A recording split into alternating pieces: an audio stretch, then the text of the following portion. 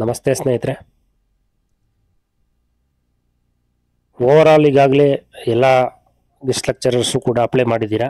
Merit list ಬಿಟ್ಟಿದ್ದಾರೆ, work load ಬಿಟ್ಟಿದ್ದಾರೆ. Merit list ಅಂತಂದರೆ ಓವರಾಲ್ ಅಪ್ಲೈ ಮಾಡಿರೋದೆಲ್ಲ ಬಿಟ್ಟಿದ್ದಾರೆ. ಓಕೆ, ನೆಕ್ಸ್ಟು ಕಾದು ನೋಡೋಣ ನೆಕ್ಸ್ಟ್ ಯಾವ ಮೆರಿಟ್ ಲಿಸ್ಟ್ ಬಿಡ್ತಾರೆ ಅಂತ.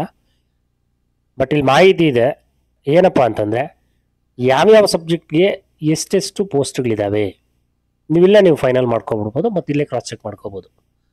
ಈಗ ನೆಟ್ಟು ಕೆಸೆಟ್ಟೋರು ಎಷ್ಟು ಜನ ಇದ್ದಾರೆ, ಸ್ವಲ್ಪ ವರ್ಕ್ ಮಾಡಬೇಕಷ್ಟೇ ನೀವು. ನೆಟ್ಟು ಕೆಸೆಟ್ಟೋರು ಎಷ್ಟು ಜನ ಇದ್ದಾರೆ, ಪಿ ಎಚ್ ಡಿಗಳವ್ರು ಎಷ್ಟು ಜನ ಇದ್ದಾರೆ, ಯಾರ್ಯಾರು ನೆಟ್ಟು ಕೆಸೆಟ್ಟು ಪಿ ಎಚ್ ಡಿ ಮಾಡ್ಕೊಂಡಿಲ್ಲ ಅವ್ರದ್ದೆಲ್ಲ ಎನ್ ಅಂತಿರುತ್ತೆ, ನೋ ಅಂತಿರುತ್ತೆ.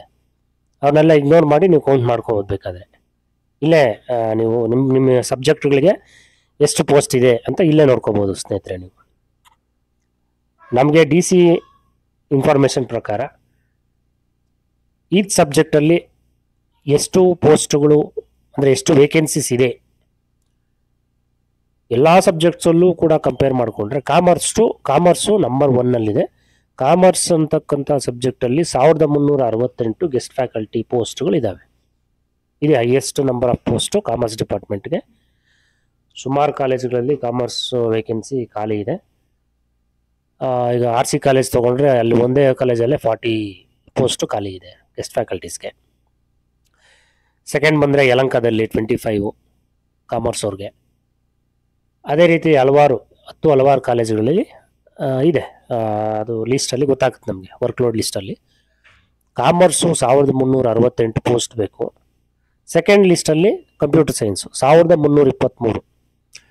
ಈ 1323 ಪೋಸ್ಟುಗಳು ಯಾರೊಬ್ಬರು ನನಗೆ ಕಮೆಂಟ್ ಮಾಡಿದರು, ಕಂಪ್ಯೂಟರ್ ಸೈನ್ಸು ಸಿಗುತ್ತಾ ಅಂತ. ಕಂಪ್ಯೂಟರ್ ಸೈನ್ಸು ಸಿಗುತ್ತೆ ಖಂಡಿತ, ಆದರೆ ನೀವು ರೆಡಿ ಇರಬೇಕು ಬೇರೆ ಡಿಸ್ಟ್ರಿಕ್ಗೆ ಹೋಗಿ ಕೆಲಸ ಮಾಡೋದಕ್ಕೆ. ಫಾರ್ ಎಕ್ಸಾಂಪಲ್ ನಿಮ್ಮದು ಬೆಂಗಳೂರು ಅಂದ್ಕೊಳ್ಳಿ, ತುಮಕೂರಲ್ಲಿ ವೇಕೆನ್ಸಿ ಇದೆ, ಹೋಗ್ಬೋದು, ಟ್ರೈನಲ್ಲಿ ಹೋಗ್ಬೋದು ನೀವು. ಸೊ ಈ ರೀತಿ ಮಂಡ್ಯ, ಚನ್ನಪಟ್ಟಣ, ಸೊ ಈ ರೀತಿ ಆ ರೋಡ್ ನಿಮ್ಗೆ ನಿಯರ್ ಬೈ ಕೆಂಗೇರಿ. ಸೊ ಈ ರೀತಿ ಇದ್ದಾಗ ನೀವು ಸ್ವಲ್ಪ ರಿಸ್ಕ್ ತೊಗೊಂಡು ಟ್ರಾವೆಲ್ ಮಾಡಬೇಕಾಗುತ್ತೆ. ಎಕ್ಸ್ಪೀರಿಯೆನ್ಸ್ ಬೇಕಲ್ವಾ. ಈಗ ಡಿಪಾರ್ಟ್ಮೆಂಟ್ ಒಳಗಡೆ ಜಾಯ್ನ್ ಆದರೆ ನಿಮ್ಗೆ ಎಕ್ಸ್ಪೀರಿಯೆನ್ಸ್ ಕನ್ಸಿಡರ್ ಆಗುತ್ತೆ. ಸೊ ಆದ್ದರಿಂದ ನೀವು ಸ್ವಲ್ಪ ರಿಸ್ಕ್ ತೊಗೋಬೇಕು ಕಂಪ್ಯೂಟರ್ ಸೈನ್ಸ್ ಅವರು. ಅದೇ ರೀತಿ ಬೇರೆ ಸಬ್ಜೆಕ್ಟವರು ಅಷ್ಟೇ ಇದೇ ಒಂದು ಟೆಕ್ನಿಕ್ನ ನೀವು ಫಾಲೋ ಮಾಡಿ. ಬೇರೆ ಡಿಸ್ಟ್ರಿಕ್ಟ್ನ ಚೂಸ್ ಮಾಡ್ಕೊಳ್ಳಿ. ಸ್ವಲ್ಪ ರಿಸ್ಕ್ ಆಗುತ್ತೆ, ಓಡಾಡಬೇಕಷ್ಟೇ ನೀವು ಒಂದು ಸ್ವಲ್ಪ ದಿನ. ಕನ್ನಡಗೆ 933 ಇದೆ. Political science 803, English 712, history 619, business management MBA ಮಾಡಿರೋರು 482 ಪೋಸ್ಟ್. ಬಿಸ್ನೆಸ್ ಮ್ಯಾನೇಜ್ಮೆಂಟಲ್ಲಿ ಈಗ ಯಾರಾದರೂ ಫ್ರೆಷರ್ಸ್ ಇರ್ತೀರಲ್ವಾ, ನೆಟ್ಟು ಸೆಲೆಕ್ಟ್ ಮಾಡಿಕೊಂಡು ಅವ್ರಿಗೆ ಸಿಗೋ ಚಾನ್ಸಸ್ ಇದೆ. ಪಿ ಜಿ ಮಾರ್ಕ್ಸು ಸ್ವಲ್ಪ ಜಾಸ್ತಿ ಇರುತ್ತೆ. ನಿಮಗೆ ಸಿಗತಕ್ಕಂಥ ಚಾನ್ಸಸ್ಸು ಇದೆ ಸ್ನೇಹಿತರೆ. ಓಕೆ ಸ್ನೇಹಿತರೆ,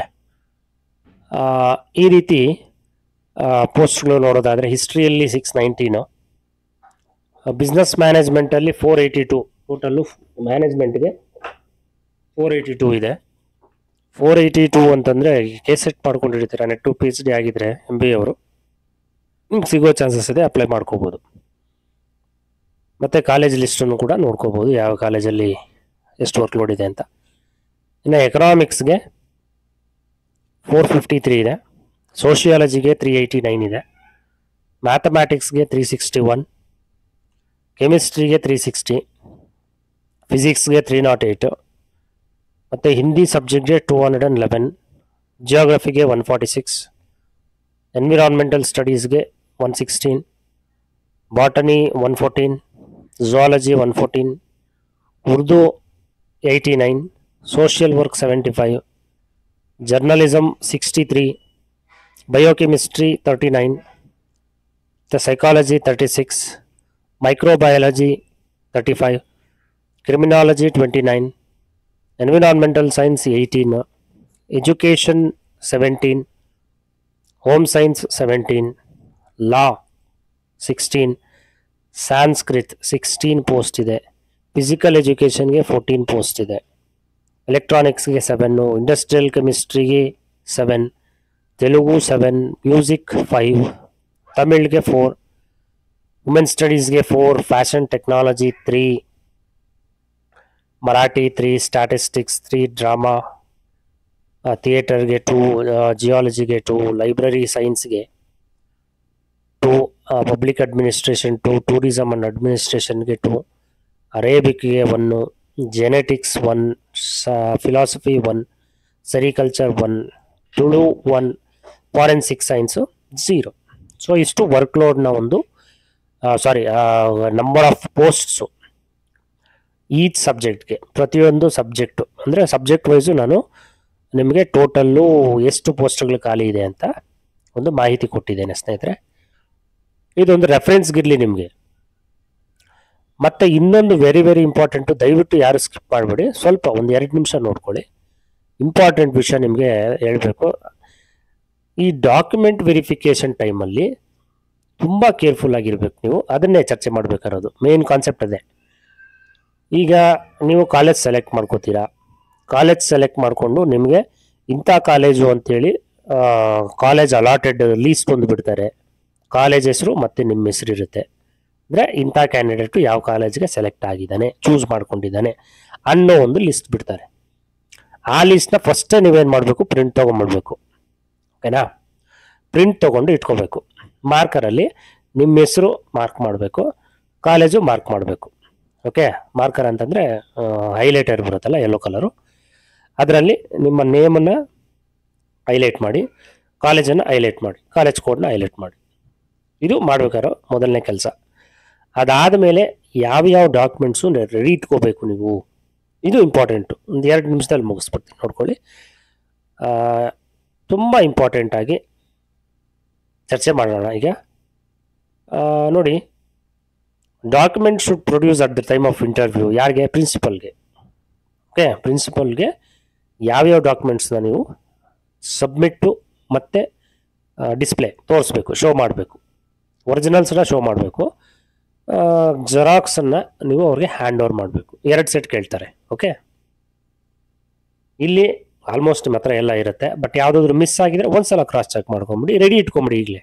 ಏನಾ, ಯಾರಿಗೆ ಕೆಲಸ ಸಿಗುತ್ತೆ ಅಂತ ಕನ್ಫರ್ಮ್ ಇರುತ್ತೋ ಅವ್ರಿಗೆ ರೆಡಿ ಇಟ್ಕೊಳ್ಳಿ ಈ ಡಾಕ್ಯುಮೆಂಟ್ಸ್ನ. ಫಸ್ಟು SSLC ಮಾರ್ಕ್ಸ್ ಕಾರ್ಡು ಇರಬೇಕು ನಿಮ್ಮ ಹತ್ರ, ವೆರಿ ಇಂಪಾರ್ಟೆಂಟ್. ಫಸ್ಟು ಸರ್, ಇದು PG ಕ್ಲಾಸಸ್ ಮಾಡೋದಲ್ವಾ, MCOM ಮೇಲೆ ಮಾಡ್ತಾ ಇರೋದು, MA ಮೇಲೆ ಮಾಡ್ತಾ ಇರೋದು, MSc ಮೇಲೆ ಮಾಡ್ತಾ ಇರೋದು, ಇರಲಿ ಸಂತೋಷ. ನೀವು ಯಾವುದ್ರ ಮೇಲೆ ಆದರೂ ಮಾಡಿದ್ರೆ ಬಟ್ ನಿಮ್ಮ ಹತ್ರ ಒರಿಜಿನಲ್ಸ್ ಅನ್ನೋದು SSLC ಅದೊಂದು ಬೇಸು, ಅದು ಇರಬೇಕು ನಿಮ್ಮ ಹತ್ರ. ಅವ್ರು ಕೇಳ್ತಾರೆ.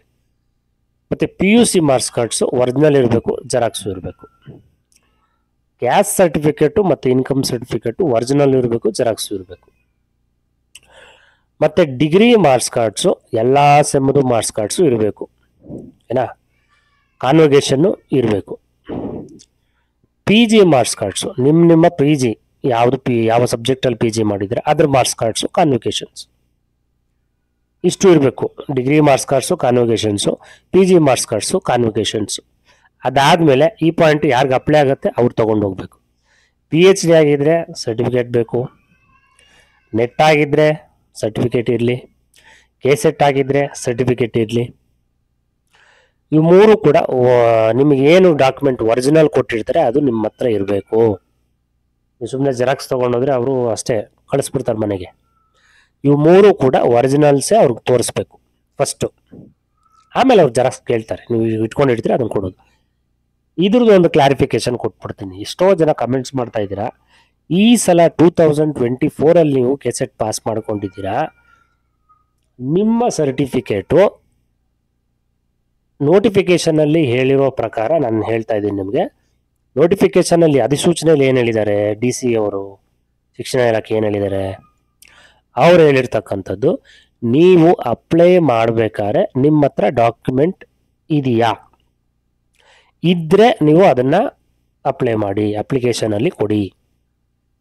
ಡಾಕ್ಯುಮೆಂಟ್ ನಂಬರ್ ಕೇಳುತ್ತೆ, ಡಾಕ್ಯುಮೆಂಟ್ ನಂಬರ್ ಕೊಡಬೇಕು.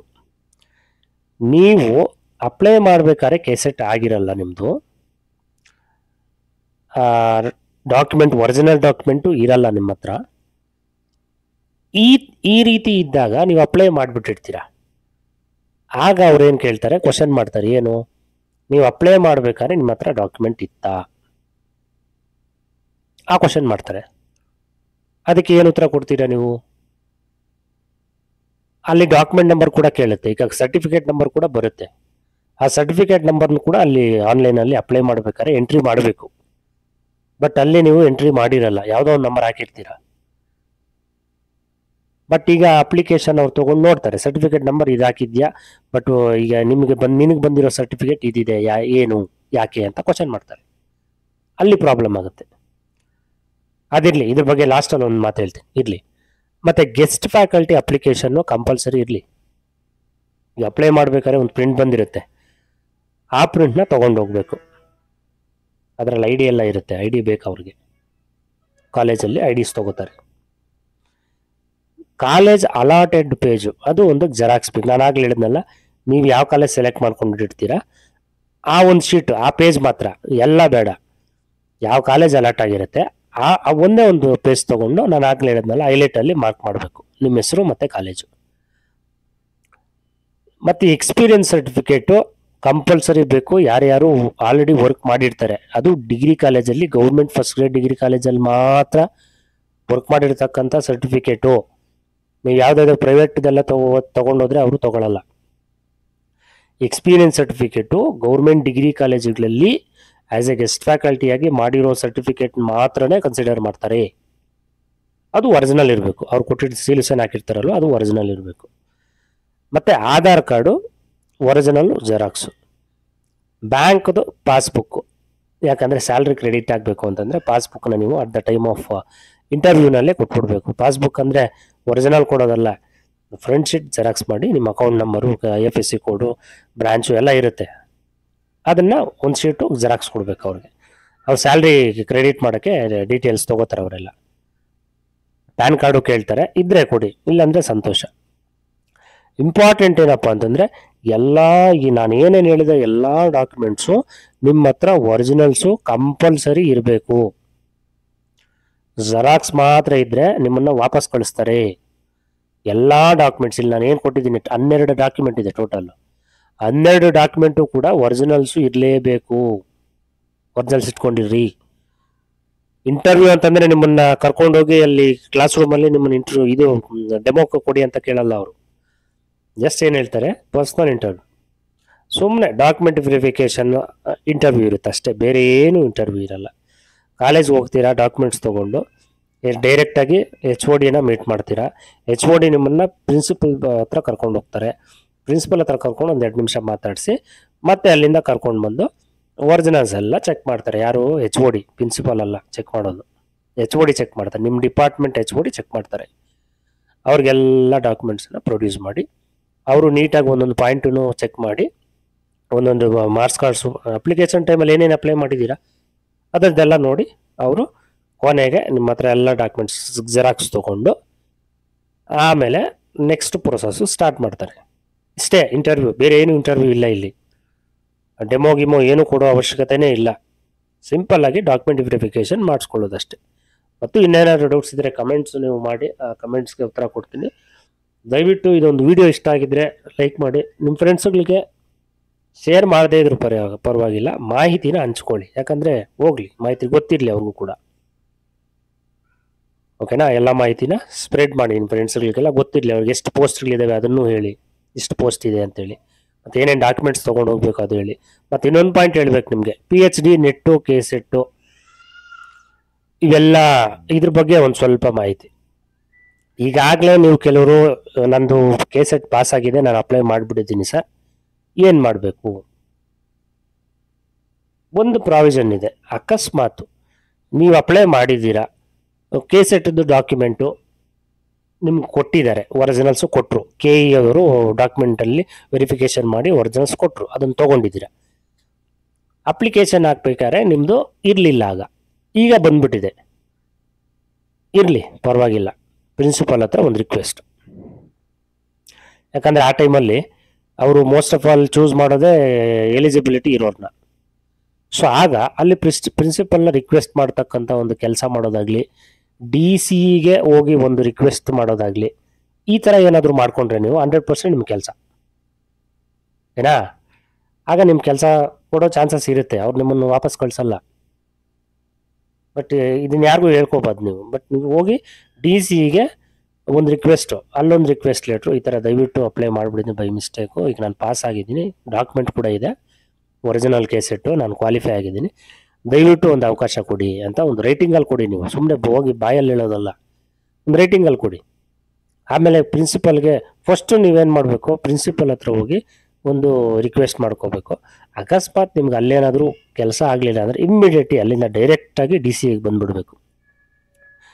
ಮೆಜೆಸ್ಟಿಕ್ಕಲ್ಲಿ ಇದೆಯಲ್ಲ ಈ ಮಾರಾಣಿ ಕಾಲೇಜ್ ಆಪೋಸಿಟ್ಟು, ಈ SJP ಕಾಲೇಜ್ ಆಪೋಸಿಟ್ ಇದೆ, ಅಲ್ಲಿ ಬಂದು ನೀವೇನು ಮಾಡಬೇಕು, ಮೀಟ್ ಮಾಡಬೇಕು. ಯಾರನ್ನಾದರೂ ಒಬ್ಬ ವ್ಯಕ್ತಿನ ಮೀಟ್ ಮಾಡಿ ಈ ರೀತಿ ರಿಕ್ವೆಸ್ಟ್ ಮಾಡ್ಕೋಬೇಕು, ಈ ರೀತಿ ಇದೆ ಸರ್, ಅಪ್ಲೈ ಮಾಡಿದ್ದೀನಿ, ದಯವಿಟ್ಟು ಒಂದು ಅವಕಾಶ ಕೊಡಿ ಅಂತ ಕೇಳ್ಕೋಬೇಕು. ಈ ರೀತಿ ಮಾಡಿದಾಗ ನಿಮ್ಮ ಕೆಲಸ ಆಗ್ಬೋದು. ಓಕೆನಾ, ಆಗ್ಬೋದು, ಪಾಸಿಟಿವ್ ಆಗಿ ಹೇಳ್ತೀನಿ ನಾನು, ಆಗ್ಬೋದು. ಒಳ್ಳೆಯದಾಗಲಿ ಸ್ನೇಹಿತರೆ. ಇಷ್ಟೊತ್ತು ನಿಮ್ಮ ಟೈಮ್ನ ವೇಸ್ಟ್ ಮಾಡದೆ ಯೂಸ್ ಆಗಿದೆ ಟೈಮು ಅಂತ ಅನ್ಕೋತೀನಿ. ಒಂದೇ ಒಂದು ಲೈಕು ಸಾಕು, ದಯವಿಟ್ಟು ಒಂದು ಲೈಕ್ ಕೊಡಿ. ಏನಾದರೂ ಡೌಟ್ಸ್ ಇದ್ದರೆ ಮೆಸೇಜ್ ಮಾಡಿ, ನಾನು ರಿಪ್ಲೈ ಕೊಡ್ತೀನಿ. ಟೆಲಿಗ್ರಾಮ್ ಗ್ರೂಪ್ ಒಂದಿದೆ, ಅದು ಡಿಸ್ಕ್ರಿಪ್ಷನಲ್ಲಿದೆ. ಆ ಟೆಲಿಗ್ರಾಮ್ ಗ್ರೂಪಿಗೆ ಜಾಯ್ನ್ ಆಗಿ, ಅಲ್ಲೇನಾದರೂ ಇನ್ಫಾರ್ಮೇಷನ್ಸ್ ಇದ್ದರೆ ನಾನು ಹಾಕ್ತಾ ಇರ್ತೀನಿ. ಮತ್ತು ಅಲ್ಲೂ ಕೂಡ ನೀವು ಡೌಟ್ಸ್ ಕೇಳ್ಬೋದು, ಟೆಲಿಗ್ರಾಮಲ್ಲಿ ನಾನು ರಿಪ್ಲೈ ಮಾಡ್ತೀನಿ. ಓಕೆನಾ, ಥ್ಯಾಂಕ್ ಯು ಸ್ನೇಹಿತರೆ.